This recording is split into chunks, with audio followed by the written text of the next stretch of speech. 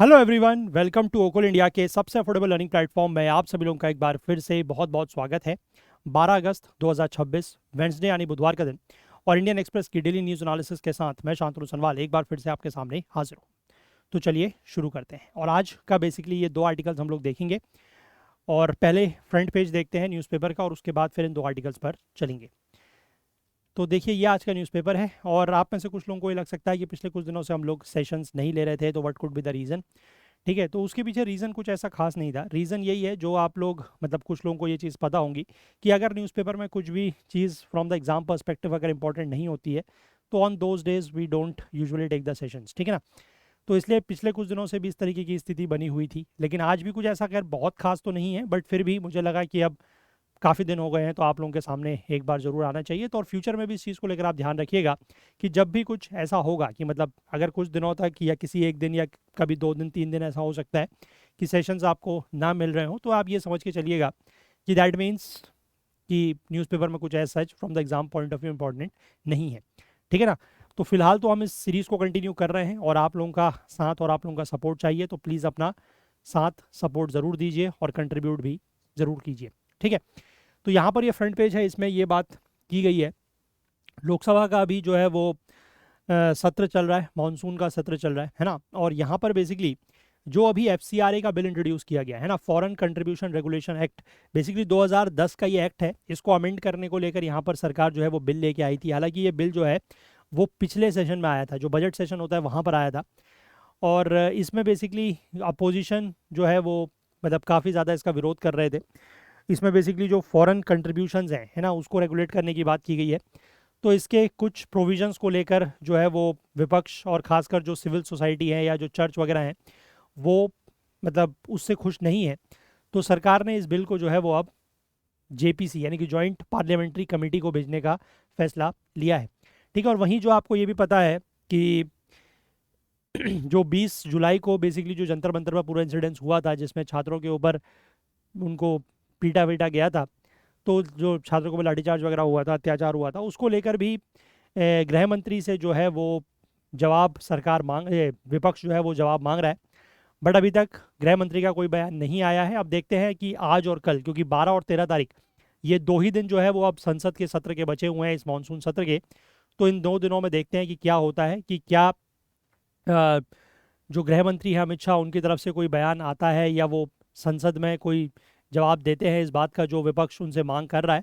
और अगर ऐसा होता है तो फिर क्या होगा, और अगर नहीं होता है तो फिर क्या होगा। ठीक है, वो देखने वाली बात रहेगी आने वाले कुछ दिनों में। ठीक है। चलो फिलहाल हम लोग सीधे जो है वो एक्सप्लेन पेज पर आते हैं और यहाँ पर जो दो आर्टिकल्स हमें डिस्कस करने हैं तो उनको एक एक करके हम लोग लेना शुरू करते हैं। The first one is this one. ठीक है। इन आर्टिकल्स पर चलो, लेकिन उससे पहले मैं आप लोगों से एक बार ये रिक्वेस्ट करना चाहूँगा कि आप में से जो भी लोग इन सेशंस को फॉलो कर रहे हैं, आपको ये अगर किसी भी तरीके से हेल्पफुल लग रहे हैं तो प्लीज़ कुछ ना कुछ कंट्रीब्यूट करने की कोशिश ज़रूर करें, क्योंकि आपके साथ, आपके सहयोग और आपके कंट्रीब्यूशन से ही ये सीरीज़ जो है वो आगे लंबे समय तक चल सकती है। ठीक है। तो प्लीज़ कुछ ना कुछ कंट्रीब्यूट करने की कोशिश ज़रूर करें। चलिए अब हम लोग इन दो आर्टिकल्स को देखते हैं। पहला आर्टिकल कह रहा है कि जो मिल्क पाउचेज होते हैं, ठीक है, मतलब जो दूध की थैलियाँ होती हैं, उनको रिसाइकिल करना थोड़ा सा मुश्किल होता है। ठीक है, डिफ़िकल्ट होता है। लेकिन यहाँ पर एक न्यू टेक यानी कि एक नई टेक्नोलॉजी आई है जिससे उनको फर्नीचर में कन्वर्ट किया जा रहा है। ठीक है, अब ये क्या है पूरा का पूरा मामला देखते हैं। देखिए, तो यहाँ पर लिखा गया है कि जो सील्ड पाउचेस ऑफ मिल्क है, they are some of the most common grocery items in Indian household. ठीक है, सभी परिवारों में, घरों में ये देखने को मिलता है। और खासकर जो मतलब बड़े शहर होते हैं वहाँ पर आपको गाय भैंस का दूध ऐसा सच ओपन में नहीं मिलता है ना, तो वहाँ पर जो है फिर आप ये दूध के पैकेट ही खरीदते हैं। तो ये इंडियन हाउस होल्ड्स में यानी कि घरों में सबसे ज़्यादा पाया जाने वाला ग्रोसरी आइटम है। ठीक है। बट दे आर यूबिक्यूटी, यूबिक्यूटी मतलब कि दे आर प्रेजेंट एवरीवेयर, सर्वत्र हैं ये। ठीक है। तो इसका मतलब ये है कि अगर हम बात करें कि thousands of tons of plastic waste are generated across the country. ठीक है, thousands of tons of plastic waste जो है वो इससे जनरेट होता है। और 2025 की एक स्टडी है जिसमें ये बताया गया है कि लगभग 100 से लेकर 120 मिलियन पाउचेस एवरी डे, है ना, हर दिन जो है वो 100 से 120 मिलियन पाउचेस का इस्तेमाल जो है वो हर दिन होता है। यहाँ पर इंडियन इंस्टीट्यूट ऑफ साइंस यानी कि आईआईएससी ने एक बेसिकली इस तरीके की टेक्निक निकाली है जिसमें उनका ये कहना है कि ये जो पैकेट्स है, जो ये मिल्क के पैकेट्स हैं, ये बने होते हैं किससे, पॉलीथाइलिन से। ठीक है। इनको जो है वो इनसे कुछ नया बनाया जाएगा, जैसे कि बेंचेस वगैरह बनाई जाएंगी या कुछ इस तरीके के और सिमिलर गुड्स इनसे बनाए जाएंगे, ऐसा इनका कहना है। ठीक है। अब why milk packet chosen as a material, तो ये इस तरीके के मतलब ये बेंचेस बनाने के लिए या इस तरीके के और फर्नीचर गुड्स बनाने के लिए मिल्क पैकेट्स को ही क्यों चुना गया। तो यहाँ पर जो आईआईएससी के प्रोफेसर हैं दैट इज सूर्य सारथी बोस, ये बेसिकली इस टीम का हिस्सा भी हैं, जो इन्होंने जिस तरीके की रिसर्च इन्होंने की है उस टीम का हिस्सा है। इनका ये कहना है कि इस स्टडी के लिए मिल्क पैकेट्स को चुनने के पीछे रीजन ये है कि they are the form of waste that often ends up in public bins और on road sides for extended period of time. यानी कि ये एक इस तरीके का वेस्ट है, इस तरीके का कूड़ा है जो आपको पब्लिक बिन्स में, मतलब जो पब्लिक कूड़े के दान होते हैं उसमें, या फिर सड़कों के किनारे बहुत लंबे समय तक देखने को मिलता है। ठीक है, बाकी जो और तरीके का वेस्ट आइटम है जैसे कि प्लास्टिक बॉटल्स वगैरह होती है, ठीक है, प्लास्टिक बॉटल्स को जल्दी उठा लिया जाता है क्योंकि वो जो रैक पिकर्स होते हैं, जो कूड़ा बिनने वाले होते हैं या इस तरीके के और लोगों के लिए ये ज़्यादा वैल्यूबल होती है, ठीक है, प्लास्टिक बॉटल्स वगैरह, लेकिन वो इस तरीके के ये दूध वगैरह के थैलियाँ वगैरह नहीं उठाते। ठीक है, रिसाइकलिंग स्टेज पर भी अगर हम बात करें तो डार्क कलर्ड प्लास्टिक जो कि बेसिकली मिल्क पैकेट्स में यूज़ किया जाता है, ठीक है, इनर लेयर के रूप में, क्योंकि वो बेसिकली क्या करते हैं कि अल्ट्रावायलेट और विजिबल लाइट को ब्लॉक करते हैं ताकि जो अंदर उसका कंटेंट है यानी कि जो मिल्क है उसकी शेल्फ लाइफ बढ़ सके, मतलब वो ज़्यादा लंबे दिनों तक चल सके। ठीक है, तो इसमें जो ये प्रॉब्लम है कि जो ये डार्क कलर्ड प्लास्टिक्स है ये बेसिकली रिसाइकलिंग कंपनीज जो है उनको पसंद नहीं करती, मतलब वो रिसाइकिल करना जो है वो थोड़ा सा आप कह सकते हैं कि मुश्किल है। ठीक है, अब इसके बाद ये लिखा गया है कि they might be ending up in landfills eventually but there is a longer gestation period on the road side and in the dustbin as they don't get picked up. ये वही बात बता रहे हैं कि मतलब इवेंचुअली तो ये जो थैलियाँ हैं दूध की पैकेट्स वगैरह हैं ये लैंडफिल्स में आपको देखने को मिलेंगी, बट ये सड़कों के किनारे या जो डस्टबिन वगैरह होते हैं वहाँ पर बहुत लंबे समय तक रहती है क्योंकि इनको जल्दी से उठाया नहीं जाता है। ठीक है, जैसे कि ऑयल कंटेनर्स वगैरह हैं उनको तो रैक पिकर्स उठा लेते हैं। ठीक है, लेकिन अगर कोई इस तरीके का ड्राइव नहीं होता है, कोई क्लीनिंग ड्राइव वगैरह नहीं होता है, क्लीननेस ड्राइव नहीं होता है, तो इस तरीके के पैकेट्स को उठाने का कोई इंसेंटिव नहीं है। ठीक है, अब ये टेक्नोलॉजी कैसे काम करती है देखो, रिसाइकलिंग के दौरान जो इन मिल्क पैकेट्स में जो पॉलीथाइलिन है जिनसे ये मेन बना होता है, इनको कुछ और जो रिसाइकल कंपोनेंट्स हैं और मटेरियल्स के रिसाइकल कंपोनेंट्स के साथ मिलाया जाता है जैसे कि पॉलीप्रोपाइलिन। ठीक है, पॉलीप्रोपाइलिन आपको ऐसे पैकेट्स में मिलेगा जो बेसिकली जिसमें मतलब ऑयल या शैम्पू के जो पैकेट्स होते हैं उनमें। ठीक है, हालांकि ये दोनों चीज़ें यानी कि पॉलीथाइलिन और पॉलीप्रोपाइलिन जो है वो मॉलिक्यूलर लेवल पर सेम नहीं है, सिमिलर नहीं है। ठीक है, molecules known as vitrimers aid in using these two materials to form a new recycled material. तो लेकिन इन दोनों को जब मिलाते हैं तो उसमें एक और मॉलिक्यूल मिलाया जाता है जिसको कहा जाता है विट्रीमर्स। ठीक है, और उससे बेसिकली क्या है कि ये दोनों मटेरियल्स को मिला के एक नया रिसाइकल मटेरियल बनाया जाता है। तो यहाँ पर इनका ये कहना है कि हमने ये सोचा कि why not blend these milk pouches that are weaker in terms of properties and get a material that is structurally very strong and can be used outdoors. तो इनका वही कहना है कि हमने ये सोचा कि ये जो मिल्क पाउचेज हैं जो वैसे मतलब अपने आप में अगर बात करें तो इनकी प्रॉपर्टीज़ काफ़ी वीक होती हैं, तो क्यों ना हम इनसे कोई ऐसा मटेरियल बनाए जो कि स्ट्रक्चरली बहुत ज़्यादा स्ट्रॉन्ग हो और उसको हम आउटडोर्स में यूज़ कर सकें। तो इन्होंने बेसिकली ये बताया कि इन्होंने 3D प्रिंटिंग करके पोडियम्स वगैरह बनाए हैं। ठीक है, पोडियम्स आपने देखे होंगे जिनका इस्तेमाल ऑडिटोरियम्स में किया गया और इस तरीके का एक पोडियम जो है वो आईआईएससी को भी दिया गया है टेस्ट करने के लिए। ठीक है, यही जो बोस हैं इन्होंने यहाँ पर ये भी कहा है, ये बेसिकली जो वॉयला है उसके भी फाउंडर हैं। वॉयला बेसिकली एक स्टार्टअप है जो कि 3D प्रिंटिंग में स्पेशलाइज्ड है कि वो रिसाइकल वेस्ट मटेरियल का यूज़ करके 3D प्रिंटिंग करते हैं, तो उसकी कंपनी के भी ये फाउंडर हैं। ठीक है, अब मतलब इन्होंने सिर्फ पोडियम्स ही नहीं बनाए हैं, मतलब ये कहना है कि पोडियम्स भी बनाए हैं लेकिन सिर्फ पोडियम ही ऐसी चीज़ नहीं है जिसको इस नए मटेरियल से प्रिंट किया जा सकता है, 3D प्रिंट किया जा सकता है। बाकी आउटडोर फर्नीचर जैसे कि बेंचेस वगैरह वो भी बनाई जा सकती हैं। ठीक है, फिर are there other similar applications, कुछ और इसका यूज़ या एप्लीकेशन है, तो इसमें ये बताया गया है कि another material not easily recycled is a multi layer plastic. ठीक है, जो आप चिप्स खाते हैं, ठीक है, जो पैकेट चिप्स खाते हैं, स्नैक्स खाते हैं, उसका जो प्लास्टिक होता है वो मल्टी लेयर प्लास्टिक होता है और उसको भी रिसाइकिल करना आसान नहीं है। ठीक है, क्योंकि वो मल्टीपल लेयर से बना होता है तो इसलिए उसको रिसाइकलिंग करना एक तरीके से इम्प्रैक्टिकल है, क्योंकि रिसाइकलिंग करने के लिए उसकी सारी की सारी जो लेयर्स हैं उनको अलग अलग करना पड़ेगा। ठीक है, इसके बाद यहाँ पर एक कंपनी और है, बेंगलुरु बेस्ड कंपनी है जिसका नाम है यूनिफाइड इंटेलिजेंस। वो इन प्लास्टिक्स का यूज़ करके ड्यूरेबल बिल्डिंग मटेरियल्स बना रही है। ठीक है, जो बेंगलुरु एयरपोर्ट का टर्मिनल 1 है उसकी इंटरनल वॉल्स भी उससे ही बनाई जा रही हैं। ठीक है, अभी क्या किया जाता है कि इन प्लास्टिक्स को जो है वो गैदर्ड किया जाता है बहुत बड़े लेवल पर, मतलब एन मास, मतलब बहुत ज़्यादा क्वांटिटी में। उसके बाद इनको शेड करने से पहले, शेड मतलब जो उनको आप कह सकते हैं कि छोटे छोटे पीसेस में कट किया जाता है, उनसे पहले उनको क्लीन किया जाता है। और उसके बाद वो एक प्रोसेस से गुजरते हैं जिसको कहा जाता है थर्मोफ्यूजन। ठीक है, thermofusion to make panels which can be use to build walls by creating a honeycomb like structure between them. ठीक है, तो उससे वो थर्मोफ्यूजन से वो इस तरीके के पैनल्स वगैरह बनाते हैं। ठीक है, अब इसके बाद यहाँ पर ये कहना है कि 4 इंचेस की अगर हम बात करते हैं तो ये स्लाइटली, अगर हम ब्रिक वॉल के कंपैरिजन में करें तो मतलब इनकी इनसे जो बने हुई आप कह सकते हैं जो वॉल्स वगैरह हैं वो थोड़ा सा पतली होती हैं compare to a brick wall, लेकिन ब्रिक वॉल से कई ज़्यादा गुना स्ट्रॉन्गर होती है।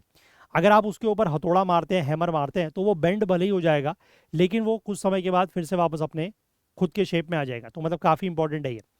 ठीक है, इसके बाद लेकिन ये लिखा हुआ है कि while it was slightly more expensive to use these recycled materials to build a house per square foot, the advantage came in terms of building speed and less water consumption in construction. हालांकि मतलब अगर आप पर square foot की बात करें तो उसमें इस तरीके के रिसाइकल मटेरियल से मकान बनाना थोड़ा सा महंगा साबित होता है, लेकिन बिल्डिंग स्पीड की अगर आप बात करें, मतलब जितनी जल्दी आपकी बिल्डिंग बन जाती है, या फिर जो वाटर कंजम्पशन है वो इसमें काफ़ी कम यूज़ होता है, तो वो एक एडवांटेज है।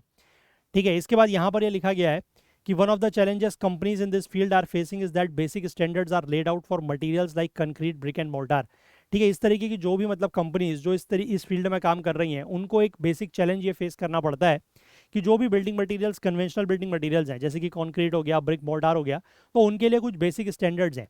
ठीक है, जो अनयूजुअल बिल्डिंग मटेरियल्स हैं, अनयूजुअल बिल्डिंग मटेरियल्स मतलब ये जो रिसाइकिल्ड मटेरियल से ये बना रहे हैं, they will have to rely on direct lab test certificates demonstrating properties such as fire resistance and mechanical stress। है ना, कि मतलब ये चीज़ तो टेस्ट करनी पड़ेगी ना कि ये जो आप मटेरियल का यूज़ करके जो भी आप कुछ बिल्डिंग बना रहे हैं, कुछ वॉल्स वगैरह बना रहे हैं, तो वो कितनी ज़्यादा फायर रेजिस्टेंट है ना, कि मतलब आग पकड़ने के चांसेस उसके उतने कम हैं, या वो कितना मैकेनिकल स्ट्रेस जो है, कितना मैकेनिकल लोड बियर कर सकती है। तो इसके लिए डायरेक्ट लैब टेस्ट सर्टिफिकेट्स के ऊपर ही रिलाई करना होगा, क्योंकि इस ये कंक्रीट, ब्रिक्स या मोर्टार जैसे जो कन्वेंशनल बिल्डिंग मटेरियल है उनके लिए तो ऑलरेडी बेसिक स्टैंडर्ड जो है वो बने हुए हैं। ठीक है, तो आई होप आप बात समझ गए। इस आर्टिकल को आप साइंस एंड टेक में ले सकते हैं। ठीक है ना, science and tech related article है। Next let us see this one. अभी आपको याद होगा कुछ दिनों पहले हमने बात की थी कि फुकेट से दिल्ली एक फ़्लाइट आ रही थी और उसमें जो है वो अचानक फ़्लाइट का एल्टीट्यूड काफ़ी कम हो गया था और टर्बुलेंस का वहाँ पर मामला सामने आ रहा था, है ना। हमने बात भी की थी इसको लेकर, टर्बुलेंस को लेकर। लेकिन यहाँ पर अब मामला जो है वो थोड़ा सा जब जांच आगे बढ़ी तो मामला कुछ और नज़र आ रहा है। ठीक है, मामला ये नज़र आ रहा है कि उसमें जो पायलट इन कमांड था, ठीक है, एयर इंडिया की फ़्लाइट थी फुकेट टू दिल्ली, है ना, 300 फीट वो नीचे आ गई थी। उसका जो फ्लाइट था, सॉरी, उसका जो ये था पायलट है ना, उसका जब सेकंड ड्रग टेस्ट किया गया तो वो पाया गया है कि he was positive for marijuana, मतलब उसने मैरिजुआना जो है वो ले रखी थी, कंज्यूम किया हुआ था। ठीक है, अब ये जो इंसिडेंट है मैंने आपको बताया था कि इसमें 24 पैसेंजर्स और क्रू मेंबर जो हैं उनको इंजरी हुई थी और इनिशियली जो है ये बताया गया था कि ये बहुत ज़्यादा टर्बुलेंस की वजह से हुआ है और हमने इसी चीज़ को टर्बुलेंस वगैरह जो है वो पढ़ा भी था सब, है ना। क्लियर एयर टर्बुलेंस आपको याद होगा, क्लीन एयर टर्बुलेंस CAT करके हम लोगों ने पढ़ी थी। लेकिन अब यहाँ पर सोर्सेस का ये कहना है कि जो एयरबस A320 था इसके हाइड्रोलिक और कंट्रोल सिस्टम में भी इस इंसिडेंट से पहले कुछ स्नैग या कुछ प्रॉब्लम्स जो हैं या इश्यूज जो हैं वो देखने को मिले थे। अब इस चीज़ को लेकर जो है वो पूरी की पूरी जांच ये एयरक्राफ्ट एक्सीडेंट इन्वेस्टिगेशन ब्यूरो जो है वो कर रहा है। ठीक है, अब यहाँ पर ये लिखा है जो एविएशन सेफ्टी रेगुलेटर है, that is DGCA, directorate general of civil aviation, इसने ये कहा है कि the global spread of drug abuse and increase in availability of psycho active substances are serious concerns to aviation safety. ठीक है, कि ये जो ड्रग अब्यूज़ बढ़ती जा रही है पूरी दुनिया में हो रहा है ना, और साथ ही साथ इस तरीके के जो साइको एक्टिव सब्सटेंसेज हैं उनकी अवेलेबिलिटी जो है ये बेसिकली एविएशन सेफ्टी के लिए एक बहुत चिंता का विषय है, सीरियस कंसर्न है।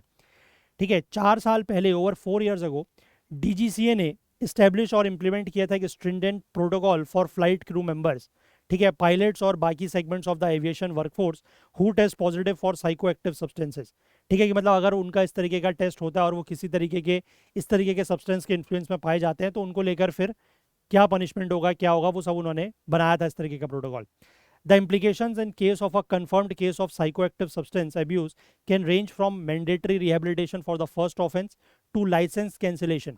ठीक है, मतलब पहली बार अगर कोई इस तरीके के एब्यूज में पाया गया तो पहली बार में उसको रिहेबिलिटेशन के लिए भेजा जा सकता है विच इज़ मैंडेटरी, और अगर वो फ्यूचर उसका ऐसे बार बार वो पाया जाता है, मतलब रिपीटेड अगर ऑफेंस होता है तो उस केस में उसका जो है वो लाइसेंस भी कैंसिल किया जा सकता है। अब इसको लेकर जो टेस्टिंग को लेकर जो रूल्स हैं अगर उसकी हम बात करें तो डीजीसीए का जो सिविल एविएशन रिक्वायरमेंट है on testing aviation personal for drug consumption, ये रिलीज किया गया था सितंबर 2021 में, और 31 जनवरी 2022 से ये लागू हुआ था। इसमें यह कहा है कि while pilots and air traffic controllers are seen as the primary focus segments of these rules, they also extend to the broader range of aviation personnel engaged in safety sensitive functions like aircraft maintenance engineers, certifying staff, trainee pilots, instructors and examiners, यानी कि इन सब के ऊपर ये focus करता है। ठीक है, फ्लाइट क्रू और एयर ट्रैफिक कंट्रोलर जो है they are only group where are 10% annual random test is strictly mandated. मतलब इनका जो फ्लाइट क्रूज और एयर ट्रैफिक कंट्रोलर्स है, ठीक है, उनका साल में मतलब 10% का रैंडमली टेस्टेड होता है, और बाकी लोग जो ग्रुप्स हैं they are required to be tested at a time of hiring, या तो जिस समय उनकी हायरिंग हो रही है उस समय उनका टेस्ट किया जाता है, या फिर कोई स्पेसिफिक इंसिडेंट्स के बाद। ठीक है, उनकी रैंडम टेस्टिंग नहीं होती बाकियों की। ठीक है, apart from the routine random testing these test are also usually done after a safety related incident. मतलब रूटीन जो रैंडम टेस्टिंग है 10% की, वो तो साल में होती है, लेकिन अगर इस तरीके का मान लीजिए कोई इंसिडेंट वगैरह होता है, जैसा कि अभी ये हुआ 4 अगस्त को बताया गया है, तो उसके बाद भी इस तरीके के इंसिडेंट मतलब इस तरीके की टेस्टिंग वगैरह की जाती है। ठीक है, एयरलाइंस और बाकी ऑर्गेनाइजेशन जैसे कि फ्लाइंग स्कूल्स, मेंटेनेंस और फ्लाइंग स्कूल मतलब जहाँ पर आप फ्लाइंग वगैरह सीखते हैं, मेंटेनेंस एंड रिपेयर ऑर्गेनाइजेशंस और एयर नेविगेशन सर्विस प्रोवाइडर्स, इनको भी एनकरेज किया गया है कि वो इस तरीके की रैंडम टेस्टिंग जो है वो अपने वर्कफोर्स की, ठीक है, उनकी भी करें। ठीक है, अब इसके बाद जो टेस्टिंग प्रोटोकॉल है उसमें देखो क्या है कि पायलट का या बाकी किसी भी और एम्प्लॉय का जिसके ऊपर ये टेस्ट किया जा रहा है, उसका यूरिन सैंपल लिया जाता है, और यूरिन सैंपल को जो है वो 2 कंटेनर्स में रखा जाता है। ठीक है, पहले क्या होगा कि जो फर्स्ट कंटेनर में सैंपल है उसकी इमीडिएट स्क्रीनिंग टेस्ट किया जाएगा। ठीक है, अगर मान लीजिए ये इनिशियल टेस्ट जो है वो नॉन नेगेटिव आता है, ठीक है, एक तो हो गया पॉजिटिव, एक हो गया नेगेटिव, एक होता है नॉन नेगेटिव। नेगेटिव का मतलब ठीक है कि मतलब उसने कोई इस तरीके का सब्सटेंस कंज्यूम नहीं किया है ना। नॉन नेगेटिव का मतलब है कि आपको पहली बार में क्लियर एविडेंस नहीं मिल रहा है। नॉन नेगेटिव मतलब नेगेटिव नहीं है बट पॉजिटिव है या नहीं आप वो भी नहीं बता सकते। ठीक है, तो ध्यान रखिएगा अगर पहला टेस्ट जो है वो नॉन नेगेटिव आता है तो इसका मतलब क्या है कि it is indicative of the presence of psychoactive substances. ठीक है, कि मतलब इंडिकेटिव है कि कुछ इशारा मिलता है कि इस तरीके का कोई सब्सटेंस लिया गया है। तो अगर पहला टेस्ट जो है वो नॉन नेगेटिव आता है तो पायलट को इमीडिएटली जो है वो फ्लाइंग ड्यूटी से हटा दिया जाता है। ठीक है, और जब तक उसका जो कन्फर्मेटरी टेस्ट है यानी कि जो सेकंड टेस्ट है उसके रिजल्ट्स नहीं आ जाते तब तक उसको फ्लाइंग ड्यूटी नहीं दी जाती है। ठीक है, अब यहाँ पर जो एयर इंडिया के पायलट का स्क्रीनिंग टेस्ट था यानी कि जो पहला टेस्ट था वो नॉन नेगेटिव आया था। इसके बाद क्या है कि जो सेकंड कंटेनर में सैंपल रखा गया है उसको कन्फर्मेटरी टेस्ट के लिए भेजा जाता है at a laboratory using complex instruments. फिर और ज़्यादा कॉम्प्लेक्स इंस्ट्रूमेंट से वो जो सेकंड कंटेनर का सैंपल है, यूरिन सैंपल है, उसको कन्फर्मेटरी टेस्ट के लिए भेजा जाता है। और अगर मान लीजिए पहला सैंपल जो है वो नॉन नेगेटिव था, है ना, उसके बाद ये कन्फर्मेटरी टेस्ट हुआ है, एंड सैंपल बी जो है, सैंपल बी मतलब जो सेकंड सैंपल है ना, with signatures of the sample collector, उसमें जिसके सैंपल कलेक्ट किया है उसके भी सिग्नेचर होंगे, जो एम्प्लॉई है यानी कि जो डोनर है उसके भी सिग्नेचर होंगे, और एक medical personal of the concern organization, ठीक है, shall be forwarded to the appropriate laboratory for confirmatory test. तो ये बेसिकली जो सैंपल है जिसमें इन सभी लोगों के सिग्नेचर होंगे उसको लेबोरेटरी में भेजा जाएगा कन्फर्मेटरी टेस्ट के लिए। और अगर मान लीजिए ये टेस्ट जो कन्फर्मेटरी टेस्ट है यानी कि जो सेकंड टेस्ट है अगर वो पॉजिटिव पाया जाता है, तो जो कि अभी के प्रेजेंट केस में हुआ है, तो फिर जो medical incharge of the organization concerned है उसको बेसिकली कंसल्ट करना होता है एक मेडिकल रिव्यू ऑफिसर से। ठीक है, मेडिकल रिव्यू ऑफिसर से इसलिए कंसल्ट करना होता है ये डिटरमाइन करने के लिए कि जो ये पॉजिटिव रिजल्ट आए हैं कि क्या ये ऐसा तो नहीं है कि उस मतलब जो पायलट वगैरह है उसका कोई लीगल या कोई लेजिटिमेट थेरेप्यूटिक ट्रीटमेंट मतलब कोई वो दवाई वगैरह ले रहा था, है ना, या कोई और इनक्वस सब्सटेंस ले रहा था। इनक्वस सोर्स या इनक्वस सब्सटेंस का मतलब ऐसा है जो औरों के लिए हार्मफुल नहीं होता। ठीक है, यानी कि उसकी वजह से है या ये ड्रग अब्यूज़ की वजह से है, तो वो आपस में कंसल्ट किया जाता है। ठीक है, जैसे कि मान लीजिए कोई पेन रिलीफ मेडिकेशन है, जैसे आप कोई पेन रिलीवर वगैरह लेते हैं जिनमें कोडीन पाया जाता है, उनमें भी जो है वो पॉजिटिव रिजल्ट्स आते हैं। ठीक है, तो वो बेसिकली आपस में कंसल्ट करके इस चीज़ को डिसाइड करते हैं। ठीक है, यहाँ पर एक पायलट बॉडी है that is airline pilots association of India, उसने एक एडवाइजरी जारी किया, उसमें यह कहा गया है कि pilot should not self medicate at common cold, cough, allergy and sleep aid formulations sold across pharmacies में contain ingredients from the tested classes of psychoactive substances. तो उनका यही कहना है, उन्होंने ये एडवाइजरी जारी की है कि जो भी पायलट्स वगैरह हैं अगर उनको कोई इशू, कोई हेल्थ इशू है भी, ठीक है, कोई भी सर्दी जुकाम हो गया है, कफ हो गया है, कोई एलर्जी है या स्लीप वगैरह की उनको अगर इश्यूज हैं, तो उसको लेकर उन्होंने मतलब कहीं से भी फार्मेसी की दुकान से दवाई लेके खुद से सेल्फ ट्रीटमेंट नहीं करना है, ठीक है, क्योंकि उसमें उन दवाइयों में इस तरीके के इंग्रेडिएंट्स पाए जाते हैं, है ना, जो इस तरीके के साइको एक्टिव सब्सटेंसेस की क्लास में आते हैं। तो उसमें ये होगा कि अगर मान लीजिए किसी ने कोई ड्रग्स वगैरह नहीं भी ली है, कोई इस तरीके की दवाई भी ली है ना, उसको कोई मान लीजिए कोई हेल्थ इशू हो गया, कोई सर्दी जुकाम बुखार हो गया, तो उसमें इस तरीके के सब्सटेंसेस है तो वो भी फिर टेस्ट में पकड़ में आ सकता है, ठीक है। अब इसके बाद ये लिखा है कि अगर मान लीजिए ड्रग यूज़ कन्फर्म हो जाता है, अगर जो एमआरओ है वो ये कन्फर्म कर देता है कि ये जो रिजल्ट है वो ड्रग यूज़ का ही मामला है, तो फिर डिसिप्लिनरी एक्शन जो है वो शुरू होता है, ठीक है। अगर मान लीजिए पॉजिटिव ड्रग टेस्ट का ये पहला मामला है, तो एम्प्लॉय को जो है वो रेफर किया जाता है बाय हिज और her organisation to a specialist doctor, counsellor और de addiction centre for a rehabilitation programme, ठीक है। मतलब पहली बार अगर ऐसा होगा, पहला ओकेजन है, तो उसको एक स्पेशलिस्ट डॉक्टर, काउंसलर और एक रिहेबिलिटेशन सेंटर को जो है वो मतलब डी एडिक्शन सेंटर जो नशा मुक्ति केंद्र टाइप होते हैं वहां पर भेजा जाता है, ठीक है। और उसको वापस से ड्यूटी में आने के लिए उसको दोबारा टेस्ट करवाना होगा, ठीक है, नेगेटिव रिपोर्ट लेनी होगी और उसके बाद एक फिटनेस सर्टिफिकेट लेना होगा ऑर्गेनाइजेशन के मेडिकल इंचार्ज से, तभी जाके वो वापस ड्यूटी में आ सकता है। अगर मान लीजिए ये सब कुछ हो गया, वो वापस ड्यूटी में आ गया, और ड्यूटी में आने के बाद पहले ऑफेंस के बाद अगर वो दोबारा कभी पॉजिटिव पाया जाता है, तो पहले तो उसका जो लाइसेंस है, मतलब हिज और हर, ठीक है, दोनों जेंडर का हो सकता है, हिज और हर का जो लाइसेंस है वो सस्पेंड होगा 3 साल के लिए। और अगर उसके बाद फिर से मान लीजिए 3 साल के लाइसेंस सस्पेंड हुआ, 3 साल के बाद वो वापस से ड्यूटी में आया और फिर से अगर वो मान लीजिए पॉजिटिव पाया गया तीसरे बार में, तो तीसरे बार में तो खेल खत्म है, ठीक है। फिर उसका जो लाइसेंस है वो परमानेंटली कैंसिल कर दिया जाएगा, उसके बाद मतलब वो फ्लाइंग वगैरह नहीं कर सकता, ठीक है। बात समझ गए आप? क्लियर है? चलिए, तो ये बेसिकली आज का सेशन था, थोड़ा सा छोटा ज़रूर था, है ना, बट मुझे लगा कि बहुत दिनों तक गैप दे के भी फिर आप लोगों को ये हो जाता है कि क्या हो रहा है क्या हो रहा है, तो इसलिए हमने इसको आज सेशन ले लिया। तो चलिए, इतना ही सेशन था आज का, जल्दी से क्वेश्चंस देख लेते हैं। तो ये है आज का पहला question, with reference to recycling of milk pouches consider the following statement. Milk pouches are generally made of polyethylene while polypropylene is used in several other packaging applications. Yes, this is correct. Second one says the combination of polyethylene and polypropylene can produce a recycled material with improved structural strength. Yes, है ना। Third one is dark coloured plastics used in milk pouches are preferred by recycling companies because they provide greater resistance to ultraviolet radiation, ठीक है। जो dark coloured plastic use होते हैं वो greater resistance provide तो करते हैं अल्ट्रावायलेट रेडिएशन से, लेकिन उनको जो है वो रिसाइकलिंग कंपनीज प्रेफर नहीं करती है ना, इसीलिए उनको जल्दी जो है वो पिक नहीं किया जाता। तो this one is wrong, third is wrong, answer is a, that is 1 and 2 only. Next is consider the following statements regarding the recycling and reuse of difficult to recycle plastics. Multi-layer plastics used for packaging snacks are difficult to recycle because their different layers would need to be separated. Yes. Thermofusion can be used to convert shredded plastic waste into panels for construction application. Yes. Next is recycled milk pouch material can potentially be used in 3D printed outdoor furniture. Yes, this is also correct. The use of recycled plastic in construction does not require testing for properties such as, नहीं उनकी testing करने की जरूरत है ना, ये मैंने आपको बताया। तो answer is again A, that is 1, 2 and 3 only. Next is consider the following statements regarding the consequences of confirmed drug use by aviation personnel. The first confirmed positive test may lead to rehabilitation followed by fresh testing before the employee can return to active duty. Yes, पहली बार में rehabilitation होगा।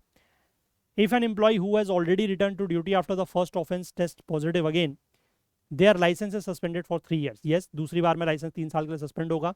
A third positive drug test results in cancellation of the person's license. Yes, this is also correct. And the last one says a positive screening test alone is sufficient to impose the final disciplinary penalty without the need for confirmatory test. नहीं, पहली बार में पता लगेगा कि negative है, positive है या non negative है। अगर नॉन नेगेटिव पाया जाता है तो उसके बाद फिर उसका confirmatory टेस्ट होगा और उसी के आधार पर जो है वो डिसिप्लिनरी एक्शन या डिसिप्लिनरी पेनल्टी लगाई जाएगी। तो this is wrong, answer is again A, that is 1, 2 and 3 only. ठीक है, चलिए, तो जाने से पहले मैं आप लोगों से एक बार फिर से ये रिक्वेस्ट करना चाहूँगा कि अगर आप लोगों को ये सेशंस जो है वो हेल्पफुल लग रहे हैं, किसी भी तरीके से अगर आपकी हेल्प हो रही है, तो प्लीज़ कुछ ना कुछ कंट्रीब्यूट करने की कोशिश ज़रूर करें, सो दैट कि हमारी भी थोड़ा सा हेल्प होगी and we will be able to sustain these sessions for longer time. चलिए, तो अगर आपको आज का सेशन पसंद आया हो तो लाइक ज़रूर करें, ज़्यादा से ज़्यादा शेयर करें। आपके जो भी डाउट्स हैं, जो क्वेरीज हैं, वो आप कमेंट्स में लिख सकते हैं। कोई भी सजेशन फीडबैक आप देना चाहें तो उसके लिए भी आप मोस्ट वेलकम है। चैनल पर अगर आप पहली बार आए हैं या अभी तक से आपने चैनल को सब्सक्राइब नहीं किया तो वो ज़रूर कर लें, बेल आइकन प्रेस करना ना भूलें ताकि वीडियोस के नोटिफिकेशन आपको ऑन टाइम मिलते रहें। तो चलिए, आज के लिए इतना ही रखते हैं, बाकी फिर से मिलेंगे अगले सेशन में। तब तक के लिए अपना बहुत बहुत ध्यान रखें। Please do take care of yourself. Thank you, have a nice day, bye bye.